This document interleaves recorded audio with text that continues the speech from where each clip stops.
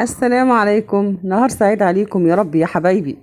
بصوا بقى، انا دلوقتي انا وبنتي مختلفين في حاجة وقلنا هنرجع لكم انتوا، هنحكمكم وهناخد برأيكم. دلوقتي انا بنتي متابعة معايا التعليقات بتاعتكم وشايفة ناس كتير بتطلب ان انا ارجع تاني اصور في الاسواق. ماشي تمام، وانا موافقة وان شاء الله ربنا يقويني وانزل افرحكم.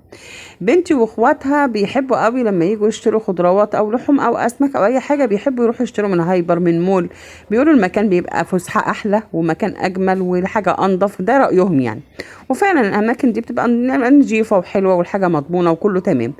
انا عن نفسي بموت في الاسواق الشعبيه بتاعتنا، الاسواق بتاعتنا يا جماعه اللي في مصر. شوارعنا الحلوه، والناس البياعين البسطاء الجمال، والست بتاعت الجبنه اللي قاعده في الشارع ومعاها الجبنه والبيض واللبن والبط والفراخ، والست اللي قاعده او الراجل اللي قاعد بيبيع خضار وعمال ينسم عليه بالميه كده من وقت للتاني، السمك المصحصح اللي بيتنطط قدامي وعمالين يغيروا له الميه كل شويه، الفراخ اللي بتكاكي والصوت البط في اللي عند بتاع الطيور. الحاجات دي بالنسبه لي سعاده كبيره جدا جدا. وبحس اني مبسوطه جدا لما مثلا بتاعه الخضار تبقى الحساب بتاعها 10، انا اسيب لها لا اخليه 12 ولا اخليه 15، واشوف فرحتها كده، ولا لو معاها اطفالها ولا حاجه واروح مفرحاهم هم كمان. يعني انا ده بالنسبه لي ان السوق، ان انا انزل في مكان من الاماكن الشعبيه البسيطه دي. انا في الاسكندريه في مصر، وبحس ان كل حاجه والله ليها ريحه وطعم ومعنى.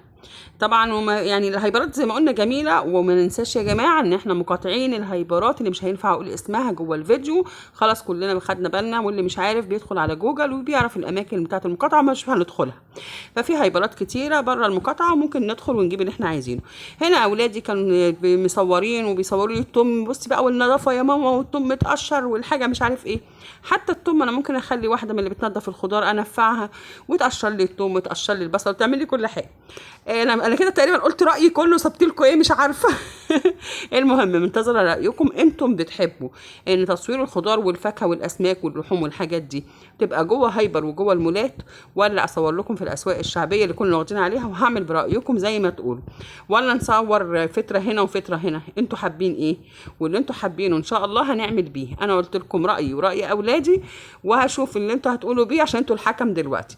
حابين ان احنا نصور فين؟ واقترحوا عليا برضو في اماكن في الاسكندريه ان انا اروح اصور فيها، وادعوا لي ربنا يديني الصحه ان انا اقدر ان انا اروح واصور.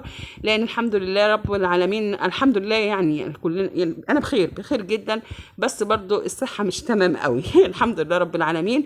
فبيكم هتشجع تاني.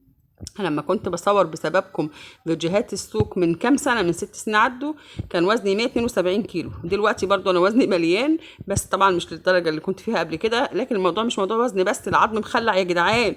فقولوا لي على أماكن تكون قريبة مني، يعني أنا في سيدي بشر قبلي، قولوا لي أسواق أو أماكن أو بتوع خضار قريبين مني لو أنتوا حابين إن أصور في الأماكن الشعبية وعند بتوع الخضار. ولو مولات برضو اقترحوا عليا أسامي. يلا مستنياكم.